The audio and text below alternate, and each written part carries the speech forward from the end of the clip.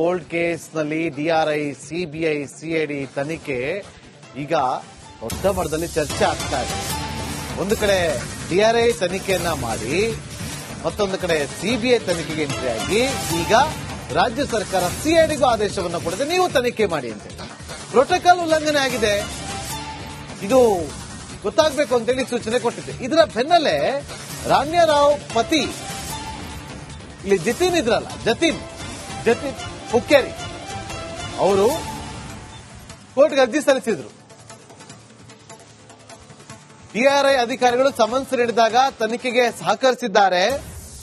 ಎರಡನೇ ಬಾರಿಯೂ ಕೂಡ ಕರೆದುಕೊಂಡು ಹೋಗಿ ವಿಚಾರಣೆಗೊಳಪಡಿಸಿದ್ದಾರೆ. ಸುಪ್ರೀಂ ನಿರ್ದೇಶನ ಪಾಲನೆ ಮಾಡದೆ ಬಂಧಿಸುವ ಸಾಧ್ಯತೆ ಇಲ್ಲ ಇಲ್ಲಿ ಅಂತೇಳಿ ವಾದವನ್ನ ಮಂಡಿಸಿ ಈಗ ಅವರಿಗೆ ಒಂದು ಬಿಗ್ ರಿಲೀಫ್ ಅಂತೂ ಸಿಕ್ಕಿದೆ.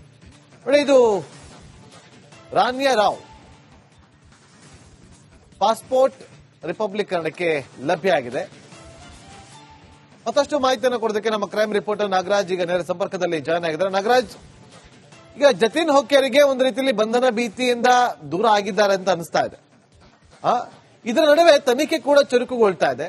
ಓವರ್ ಆಲ್ ಎಲ್ಲಿಗೆ ಬಂದು ನಿಂತಿದೆ ತನಿಖೆ? ಈ ತನಿಖೆ ಯಾರ ಬುಡಕ್ಕೆ ಹೋಗಿ ತಗಲಾಕೊಳ್ಳಬಹುದು? ನಾಗೇಂದ್ರ, ನಾವೇನು ಈಗಾಗಲೇ ಮಾತಾಡ್ತಾ ಇದ್ವಿ, ರಣ್ಯಾರಾವ್ ಒಬ್ಬರೇ ಈ ಒಂದು ಸಿಂಡಿಕೇಟ್ ಅನ್ನ ನಡೆಸೋದಕ್ಕೆ ಸಾಧ್ಯ ಇಲ್ಲ. ಸಿಂಡಿಕೇಟ್ ನಲ್ಲಿ ಸಾಕಷ್ಟು ಜನರು ಇದ್ದಾರೆ. ಈ ಸಿಂಡಿಕೇಟ್ ನ ಭಾಗವಾಗಿ ಅವರ ಎಲ್ಲರ ಬುಡಕ್ಕೆ ಈ ಒಂದು ತನಿಖೆ ಹೋಗುತ್ತೆ ಅಂತ ಹೇಳ್ತಾ ಇದ್ರೆ ಅದೇ ರೀತಿ ಆಗುವ ಎಲ್ಲ ಲಕ್ಷಣಗಳು ಕಾಣ್ತಾ ಇರತಕ್ಕಂಥದ್ದು. ಈಗಾಗಲೇ ಏನು ಕೋರ್ಟ್ ನಲ್ಲಿ ರಣ್ಯಾರಾವ್ ಪತಿ ಜತಿನ್ ಹುಕ್ಕೇರಿ ಇದ್ರು, ಅವರು ಒಂದು ಅರ್ಜಿಯನ್ನ ಸಲ್ಲಿಕೆ ಮಾಡಿದ್ರು.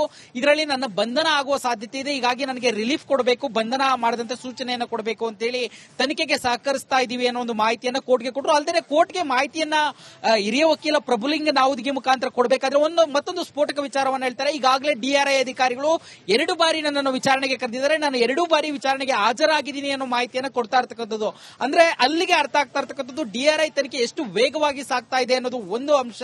ಇದರಲ್ಲಿ ಇನ್ನೂ ಸಾಕಷ್ಟು, ಯಾಕಂತಂದ್ರೆ ಈಗಷ್ಟೇ ಏನು ರಣ್ಯರಾವ್ ವಿಚಾರಣೆಯನ್ನ ಮುಗಿಸಿ ಆಕೆಯನ್ನ ನ್ಯಾಯಾಂಗ ಬಂಧನಕ್ಕೆ ಕಳಿಸಿ ಆಕೆಯ ಮೊಬೈಲ್ ನಲ್ಲಿದ್ದಂತ ಒಂದಷ್ಟು ಕಾಂಟ್ಯಾಕ್ಟ್ ಗೆ ಸಂಬಂಧಿಸಿದಂತೆ ಈಗ ತನಿಖೆಯನ್ನು ಶುರು ಮಾಡಿರ್ತಕ್ಕಂಥದ್ದು. ಹೀಗಾಗಿ ಅವರ ಜೊತೆ ನಿಕಟ ಸಂಪರ್ಕದಲ್ಲಿದ್ದ ಸಾಕಷ್ಟು ಜನರಿಗೆ ಈ ತನಿಖೆಯ ಬಿಸಿ ಮುಟ್ಟುವುದು ಒಂದು ಭಾಗ ಆದ್ರೆ, ಮತ್ತೊಂದು ಕಡೆ ಏನು ಶಿಷ್ಟಾಚಾರದ ಉಲ್ಲಂಘನೆ, ಪ್ರೋಟೋಕಾಲ್ ಉಲ್ಲಂಘನೆ ಆಗ್ತಾ ಇತ್ತು ಅನ್ನೋದ್ರ ಬಗ್ಗೆ ಈಗಾಗಲೇ ಸಿಐಡಿಗೆ ಸರ್ಕಾರ ಆದೇಶ ಮಾಡಿರೋದ್ರಿಂದ ಇಲ್ಲೂ ಸಹ ತಂಡವನ್ನ ರಚನೆ ಮಾಡಲಾಗುತ್ತೆ. ಸಿಐಡಿ ಏನು ಎಡಿಜಿಪಿ ಇದ್ದಾರೆ ಸಲೀಂ ಅವರು ಒಂದು ತಂಡವನ್ನ ರಚನೆ ಮಾಡಿ ಯಾವೆಲ್ಲ ಸ್ಥಳೀಯ ಅಧಿಕಾರಿಗಳು, ಯಾಕಂದ್ರೆ ಏರ್ಪೋರ್ಟ್ ನಲ್ಲಿ ಶಿಷ್ಟಾಚಾರವನ್ನ ಪಾಲನೆ ಮಾಡಲಿಕ್ಕೆ ಸ್ಥಳೀಯ ಪೊಲೀಸ್ ಇಲಾಖೆಯಿಂದನೇ ಪೊಲೀಸರು ನಿಯೋಜಿತರಾಗಿರೋದ್ರಿಂದ ಅಲ್ಲಿ ಏನಾದ್ರೂ ಲೋಪಗಳಿದಾವ ಅನ್ನೋದ್ರ ಬಗ್ಗೆ ಈ ಪರಿಶೀಲನೆ ಆಗುವಂತದ್ದು ಒಂದು. ಮತ್ತೆ ಇಲ್ಲಿ ಪ್ರಮುಖವಾಗಿರ್ತಕ್ಕಂಥ ಪ್ರಶ್ನೆ, ಡಿಜಿಪಿ ರಾಮಚಂದ್ರ ರಾವ್ ಒಂದು ಸ್ಥಳೀಯವಾಗಿ ನಿಯೋಜಿತರಾಗಿರ್ತಕ್ಕಂಥ ಪೊಲೀಸರ ಮೇಲೆ ಪ್ರಭಾವವನ್ನು ಬೀರಿದ್ದಾರೆ ಅನ್ನೋದ್ರ ಬಗ್ಗೆ ತನಿಖೆಯನ್ನ ನಡೆಸುವಂತದ್ದು.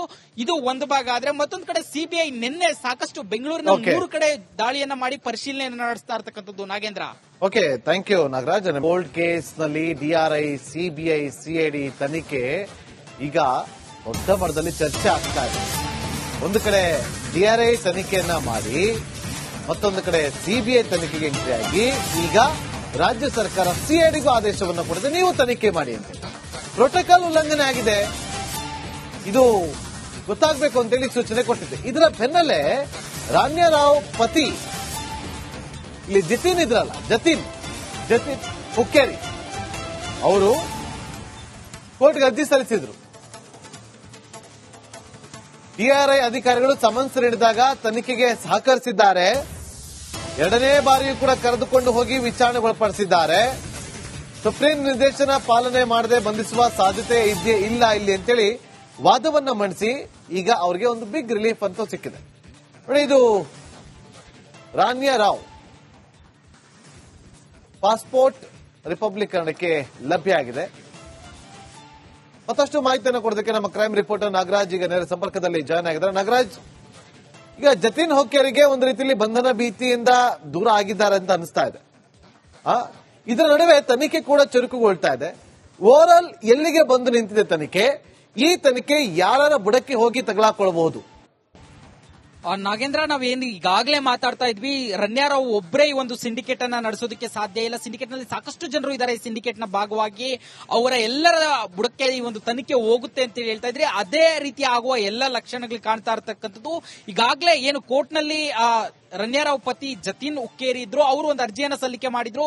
ಇದರಲ್ಲಿ ನನ್ನ ಬಂಧನ ಆಗುವ ಸಾಧ್ಯತೆ ಇದೆ, ಹೀಗಾಗಿ ನನಗೆ ರಿಲೀಫ್ ಕೊಡಬೇಕು, ಬಂಧನ ಮಾಡದಂತೆ ಸೂಚನೆಯನ್ನು ಕೊಡಬೇಕು ಅಂತೇಳಿ ತನಿಖೆಗೆ ಸಹಕರಿಸ್ತಾ ಇದೀವಿ ಅನ್ನೋ ಒಂದು ಮಾಹಿತಿಯನ್ನ ಕೋರ್ಟ್ಗೆ ಕೊಟ್ಟರು. ಅಲ್ಲದೆ ಕೋರ್ಟ್ಗೆ ಮಾಹಿತಿಯನ್ನ ಹಿರಿಯ ವಕೀಲ ಪ್ರಭುಲಿಂಗ ನಾವುದಿಗೆ ಮುಖಾಂತರ ಕೊಡಬೇಕಾದ್ರೆ ಮತ್ತೊಂದು ಸ್ಫೋಟಕ ವಿಚಾರವನ್ನು ಹೇಳ್ತಾರೆ. ಈಗಾಗಲೇ ಡಿಆರ್ಐ ಅಧಿಕಾರಿಗಳು 2 ಬಾರಿ ನನ್ನನ್ನು ವಿಚಾರಣೆಗೆ ಕರೆದಿದ್ದಾರೆ, ನಾನು 2 ಬಾರಿ ವಿಚಾರಣೆಗೆ ಹಾಜರಾಗಿದ್ದೀನಿ ಅನ್ನೋ ಮಾಹಿತಿಯನ್ನ ಕೊಡ್ತಾ ಇರ್ತಕ್ಕಂಥದ್ದು. ಅಂದ್ರೆ ಅಲ್ಲಿಗೆ ಅರ್ಥ ಆಗ್ತಾ ಇರ್ತಕ್ಕಂಥದ್ದು ಡಿಆರ್ಐ ತನಿಖೆ ಎಷ್ಟು ವೇಗವಾಗಿ ಸಾಗ್ತಾ ಇದೆ ಅನ್ನೋದು ಒಂದು ಅಂಶ.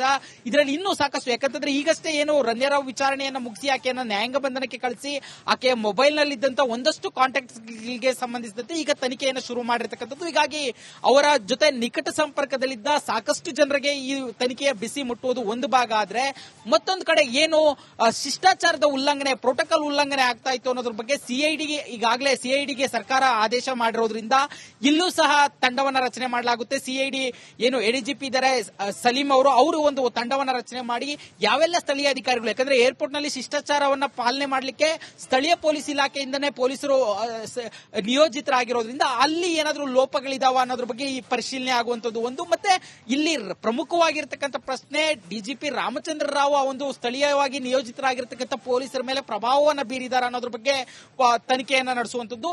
ಇದು ಒಂದು ಭಾಗ ಆದ್ರೆ, ಮತ್ತೊಂದು ಕಡೆ ಸಿಬಿಐ ನಿನ್ನೆ ಸಾಕಷ್ಟು ಬೆಂಗಳೂರಿನ 3 ಕಡೆ ದಾಳಿಯನ್ನ ಮಾಡಿ ಪರಿಶೀಲನೆಯನ್ನ ನಡೆಸ್ತಾ ಇರ್ತಕ್ಕಂಥದ್ದು. Nagendra, okay, thank you Nagaraj. Gold case ನಲ್ಲಿ ಡಿಆರ್ಐ, ಸಿಬಿಐ, ಸಿಐಡಿ ತನಿಖೆ ಈಗ ದೊಡ್ಡ ಮಟ್ಟದಲ್ಲಿ ಚರ್ಚೆ ಆಗ್ತಾ ಇದೆ. ಒಂದು ಕಡೆ ಡಿಆರ್ಐ ತನಿಖೆಯನ್ನ ಮಾಡಿ, ಮತ್ತೊಂದು ಕಡೆ ಸಿಬಿಐ ತನಿಖೆಗೆ ಎಂಟ್ರಿ ಆಗಿ, ಈಗ ರಾಜ್ಯ ಸರ್ಕಾರ ಸಿಐಡಿಗೂ ಆದೇಶವನ್ನು ಕೊಡಿದೆ, ನೀವು ತನಿಖೆ ಮಾಡಿ ಅಂತ. ಪ್ರೋಟೋಕಾಲ್ ಉಲ್ಲಂಘನೆ ಆಗಿದೆ, ಇದು ಗೊತ್ತಾಗಬೇಕು ಅಂತೇಳಿ ಸೂಚನೆ ಕೊಟ್ಟಿದೆ. ಇದರ ಬೆನ್ನಲ್ಲೇ ರನ್ಯಾರಾವ್ ಪತಿ ಇಲ್ಲಿ ಜತಿನ್ ಇದ್ರಲ್ಲ, ಜತಿನ್ ಹುಕ್ಕೇರಿ ಅವರು ಕೋರ್ಟ್ಗೆ ಅರ್ಜಿ ಸಲ್ಲಿಸಿದ್ರು. ಡಿಆರ್ಐ ಅಧಿಕಾರಿಗಳು ಸಮನ್ಸ್ ನೀಡಿದಾಗ ತನಿಖೆಗೆ ಸಹಕರಿಸಿದ್ದಾರೆ. 2ನೇ ಬಾರಿಯೂ ಕೂಡ ಕರೆದುಕೊಂಡು ಹೋಗಿ ವಿಚಾರಣೆಗೊಳಪಡಿಸಿದ್ದಾರೆ. ಸುಪ್ರೀಂ ನಿರ್ದೇಶನ ಪಾಲನೆ ಮಾಡದೆ ಬಂಧಿಸುವ ಸಾಧ್ಯತೆ ಇಲ್ಲ ಇಲ್ಲಿ ಅಂತೇಳಿ ವಾದವನ್ನ ಮಂಡಿಸಿ ಈಗ ಅವರಿಗೆ ಒಂದು ಬಿಗ್ ರಿಲೀಫ್ ಅಂತೂ ಸಿಕ್ಕಿದೆ. ನೋಡಿ, ಇದು ರನ್ಯಾರಾವ್ ಪಾಸ್ಪೋರ್ಟ್ ರಿಪಬ್ಲಿಕರಣಕ್ಕೆ ಲಭ್ಯ ಆಗಿದೆ. ಮತ್ತಷ್ಟು ಮಾಹಿತಿಯನ್ನು ಕೊಡೋದಕ್ಕೆ ನಮ್ಮ ಕ್ರೈಮ್ ರಿಪೋರ್ಟರ್ ನಾಗರಾಜ್ ಈಗ ನೇರ ಸಂಪರ್ಕದಲ್ಲಿ ಜಾಯ್ನ್ ಆಗಿದ್ದಾರೆ. ನಾಗರಾಜ್, ಈಗ ಜತಿನ್ ಹುಕ್ಕೇರಿಗೆ ಒಂದು ರೀತಿಯಲ್ಲಿ ಬಂಧನ ಭೀತಿಯಿಂದ ದೂರ ಆಗಿದ್ದಾರೆ ಅಂತ ಅನಿಸ್ತಾ ಇದೆ. ಇದರ ನಡುವೆ ತನಿಖೆ ಕೂಡ ಚುರುಕುಗೊಳ್ತಾ ಇದೆ. ಓವರ್ ಆಲ್ ಎಲ್ಲಿಗೆ ಬಂದು ನಿಂತಿದೆ ತನಿಖೆ?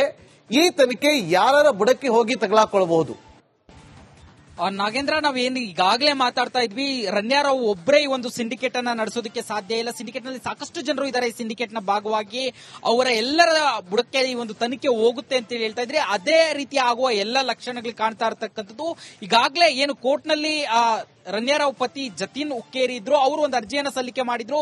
ಇದರಲ್ಲಿ ನನ್ನ ಬಂಧನ ಆಗುವ ಸಾಧ್ಯತೆ ಇದೆ, ಹೀಗಾಗಿ ನನಗೆ ರಿಲೀಫ್ ಕೊಡಬೇಕು, ಬಂಧನ ಮಾಡದಂತೆ ಸೂಚನೆಯನ್ನು ಕೊಡಬೇಕು ಅಂತೇಳಿ ತನಿಖೆಗೆ ಸಹಕರಿಸ್ತಾ ಇದೀವಿ ಅನ್ನೋ ಒಂದು ಮಾಹಿತಿಯನ್ನ ಕೋರ್ಟ್ಗೆ ಕೊಟ್ಟರು. ಅಲ್ಲದೆ ಕೋರ್ಟ್ಗೆ ಮಾಹಿತಿಯನ್ನ ಹಿರಿಯ ವಕೀಲ ಪ್ರಭುಲಿಂಗ ನಾವುದಿಗೆ ಮುಖಾಂತರ ಕೊಡಬೇಕಾದ್ರೆ ಮತ್ತೊಂದು ಸ್ಫೋಟಕ ವಿಚಾರವನ್ನು ಹೇಳ್ತಾರೆ. ಈಗಾಗಲೇ ಡಿಆರ್ಐ ಅಧಿಕಾರಿಗಳು 2 ಬಾರಿ ನನ್ನನ್ನು ವಿಚಾರಣೆಗೆ ಕರೆದಿದ್ದಾರೆ, ನಾನು 2 ಬಾರಿ ವಿಚಾರಣೆಗೆ ಹಾಜರಾಗಿದ್ದೀನಿ ಅನ್ನೋ ಮಾಹಿತಿಯನ್ನ ಕೊಡ್ತಾ ಇರ್ತಕ್ಕಂಥದ್ದು.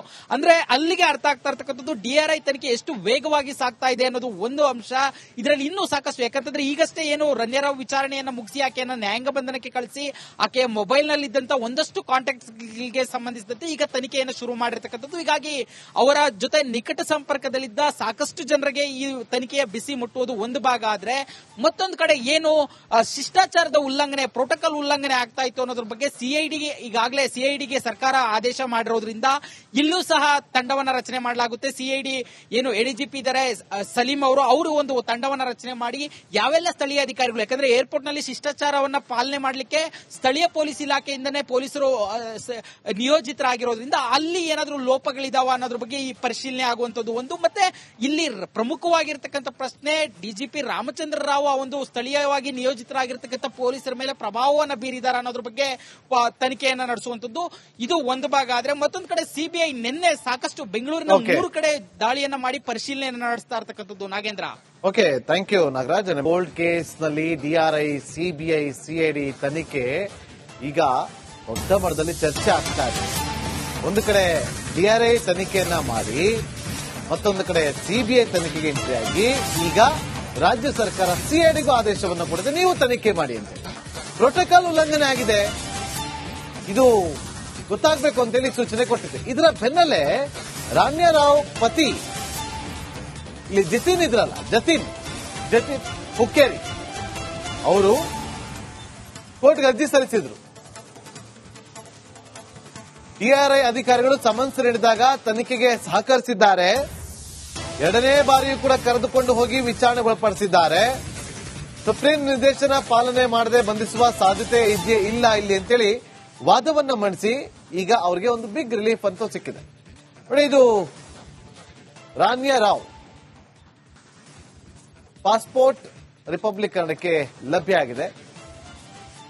ಮತ್ತಷ್ಟು ಮಾಹಿತಿಯನ್ನು ಕೊಡೋದಕ್ಕೆ ನಮ್ಮ ಕ್ರೈಮ್ ರಿಪೋರ್ಟರ್ ನಾಗರಾಜ್ ಈಗ ನೇರ ಸಂಪರ್ಕದಲ್ಲಿ ಜಾಯ್ನ್ ಆಗಿದ್ದಾರೆ. ನಾಗರಾಜ್, ಈಗ ಜತಿನ್ ಹೊಕ್ಕೇರಿಗೆ ಒಂದು ರೀತಿಯಲ್ಲಿ ಬಂಧನ ಭೀತಿಯಿಂದ ದೂರ ಆಗಿದ್ದಾರೆ ಅಂತ ಅನಿಸ್ತಾ ಇದೆ. ಇದರ ನಡುವೆ ತನಿಖೆ ಕೂಡ ಚುರುಕುಗೊಳ್ತಾ ಇದೆ. ಓವರ್ ಆಲ್ ಎಲ್ಲಿಗೆ ಬಂದು ನಿಂತಿದೆ ತನಿಖೆ? ಈ ತನಿಖೆ ಯಾರ ಬುಡಕ್ಕೆ ಹೋಗಿ ತಗಲಾಕೊಳ್ಳಬಹುದು? ನಾಗೇಂದ್ರ, ನಾವೇನು ಈಗಾಗಲೇ ಮಾತಾಡ್ತಾ ಇದ್ವಿ, ರನ್ಯಾರಾವ್ ಒಬ್ಬರೇ ಈ ಒಂದು ಸಿಂಡಿಕೇಟ್ ಅನ್ನ ನಡೆಸೋದಕ್ಕೆ ಸಾಧ್ಯ ಇಲ್ಲ. ಸಿಂಡಿಕೇಟ್ ನಲ್ಲಿ ಸಾಕಷ್ಟು ಜನರು ಇದ್ದಾರೆ. ಈ ಸಿಂಡಿಕೇಟ್ ನ ಭಾಗವಾಗಿ ಅವರ ಎಲ್ಲರ ಬುಡಕ್ಕೆ ಈ ಒಂದು ತನಿಖೆ ಹೋಗುತ್ತೆ ಅಂತ ಹೇಳ್ತಾ ಇದ್ರೆ, ಅದೇ ರೀತಿ ಆಗುವ ಎಲ್ಲ ಲಕ್ಷಣಗಳು ಕಾಣ್ತಾ ಇರತಕ್ಕಂಥದ್ದು. ಈಗಾಗಲೇ ಏನು ಕೋರ್ಟ್ ನಲ್ಲಿ ರನ್ಯಾರಾವ್ ಪತಿ ಜತಿನ್ ಹುಕ್ಕೇರಿ ಇದ್ರು, ಅವರು ಒಂದು ಅರ್ಜಿಯನ್ನು ಸಲ್ಲಿಕೆ ಮಾಡಿದ್ರು. ಇದರಲ್ಲಿ ನನ್ನ ಬಂಧನ ಆಗುವ ಸಾಧ್ಯತೆ ಇದೆ, ಹೀಗಾಗಿ ನನಗೆ ರಿಲೀಫ್ ಕೊಡಬೇಕು, ಬಂಧನ ಮಾಡದಂತೆ ಸೂಚನೆಯನ್ನು ಕೊಡಬೇಕು ಅಂತೇಳಿ ತನಿಖೆಗೆ ಸಹಕರಿಸ್ತಾ ಇದೀವಿ ಅನ್ನೋ ಒಂದು ಮಾಹಿತಿಯನ್ನ ಕೋರ್ಟ್ಗೆ ಕೊಟ್ಟರು. ಅಲ್ಲದೆ ಕೋರ್ಟ್ಗೆ ಮಾಹಿತಿಯನ್ನ ಹಿರಿಯ ವಕೀಲ ಪ್ರಭುಲಿಂಗ ನಾವುದ್ಗಿ ಮುಖಾಂತರ ಕೊಡಬೇಕಾದ್ರೆ ಮತ್ತೊಂದು ಸ್ಫೋಟಕ ವಿಚಾರವನ್ನು ಹೇಳ್ತಾರೆ. ಈಗಾಗಲೇ ಡಿಆರ್ಐ ಅಧಿಕಾರಿಗಳು 2 ಬಾರಿ ನನ್ನನ್ನು ವಿಚಾರಣೆಗೆ ಕರೆದಿದ್ದಾರೆ, ನಾನು 2 ಬಾರಿ ವಿಚಾರಣೆಗೆ ಹಾಜರಾಗಿದ್ದೀನಿ ಅನ್ನೋ ಮಾಹಿತಿಯನ್ನು ಕೊಡ್ತಾ ಇರ್ತಕ್ಕಂಥದ್ದು. ಅಂದ್ರೆ ಅಲ್ಲಿಗೆ ಅರ್ಥ ಆಗ್ತಾ ಇರ್ತಕ್ಕಂಥದ್ದು ಡಿಆರ್ಐ ತನಿಖೆ ಎಷ್ಟು ವೇಗವಾಗಿ ಸಾಗ್ತಾ ಇದೆ ಅನ್ನೋದು ಒಂದು ಅಂಶ. ಇದರಲ್ಲಿ ಇನ್ನೂ ಸಾಕಷ್ಟು, ಯಾಕಂತಂದ್ರೆ ಈಗಷ್ಟೇ ಏನು ರನ್ಯಾರಾವ್ ವಿಚಾರಣೆಯನ್ನ ಮುಗಿಸಿ ಆಕೆಯನ್ನ ನ್ಯಾಯಾಂಗ ಬಂಧನಕ್ಕೆ ಕಳಿಸಿ ಆಕೆಯ ಮೊಬೈಲ್ ನಲ್ಲಿದ್ದಂತ ಒಂದಷ್ಟು ಕಾಂಟ್ಯಾಕ್ಟ್ ಗೆ ಸಂಬಂಧಿಸಿದಂತೆ ಈಗ ತನಿಖೆಯನ್ನು ಶುರು ಮಾಡಿರ್ತಕ್ಕಂಥದ್ದು. ಹೀಗಾಗಿ ಅವರ ಜೊತೆ ನಿಕಟ ಸಂಪರ್ಕದಲ್ಲಿದ್ದ ಸಾಕಷ್ಟು ಜನರಿಗೆ ಈ ತನಿಖೆಯ ಬಿಸಿ ಮುಟ್ಟುವುದು ಒಂದು ಭಾಗ ಆದ್ರೆ, ಮತ್ತೊಂದು ಕಡೆ ಏನು ಶಿಷ್ಟಾಚಾರದ ಉಲ್ಲಂಘನೆ, ಪ್ರೋಟೋಕಾಲ್ ಉಲ್ಲಂಘನೆ ಆಗ್ತಾ ಇತ್ತು ಅನ್ನೋದ್ರ ಬಗ್ಗೆ ಈಗಾಗಲೇ ಸಿಐಡಿಗೆ ಸರ್ಕಾರ ಆದೇಶ ಮಾಡಿರೋದ್ರಿಂದ ಇಲ್ಲೂ ಸಹ ತಂಡವನ್ನ ರಚನೆ ಮಾಡಲಾಗುತ್ತೆ. ಸಿಐಡಿ ಏನು ಎಡಿಜಿಪಿ ಇದ್ದಾರೆ ಸಲೀಂ ಅವರು ಒಂದು ತಂಡವನ್ನ ರಚನೆ ಮಾಡಿ ಯಾವೆಲ್ಲ ಸ್ಥಳೀಯ ಅಧಿಕಾರಿಗಳು, ಯಾಕಂದ್ರೆ ಏರ್ಪೋರ್ಟ್ ನಲ್ಲಿ ಶಿಷ್ಟಾಚಾರವನ್ನ ಪಾಲನೆ ಮಾಡಲಿಕ್ಕೆ ಸ್ಥಳೀಯ ಪೊಲೀಸ್ ಇಲಾಖೆಯಿಂದನೇ ಪೊಲೀಸರು ನಿಯೋಜಿತರಾಗಿರೋದ್ರಿಂದ ಅಲ್ಲಿ ಏನಾದರೂ ಲೋಪಗಳಿದಾವ ಅನ್ನೋದ್ರ ಬಗ್ಗೆ ಈ ಪರಿಶೀಲನೆ ಆಗುವಂತದ್ದು ಒಂದು. ಮತ್ತೆ ಇಲ್ಲಿ ಪ್ರಮುಖವಾಗಿರ್ತಕ್ಕಂಥ ಪ್ರಶ್ನೆ, ಡಿಜಿಪಿ ರಾಮಚಂದ್ರ ರಾವ್ ಒಂದು ಸ್ಥಳೀಯವಾಗಿ ನಿಯೋಜಿತರಾಗಿರ್ತಕ್ಕಂಥ ಪೊಲೀಸರ ಮೇಲೆ ಪ್ರಭಾವವನ್ನು ಬೀರಿದ್ದಾರೆ ಅನ್ನೋದ್ರ ಬಗ್ಗೆ ತನಿಖೆಯನ್ನ ನಡೆಸುವಂತದ್ದು. ಇದು ಒಂದು ಭಾಗ ಆದ್ರೆ, ಮತ್ತೊಂದು ಕಡೆ ಸಿಬಿಐ ನಿನ್ನೆ ಸಾಕಷ್ಟು ಬೆಂಗಳೂರಿನ 3 ಕಡೆ ದಾಳಿಯನ್ನ ಮಾಡಿ ಪರಿಶೀಲನೆಯನ್ನು ನಡೆಸ್ತಾ ಇರ್ತಕ್ಕಂಥದ್ದು. Nagendra, okay, thank you Nagaraj.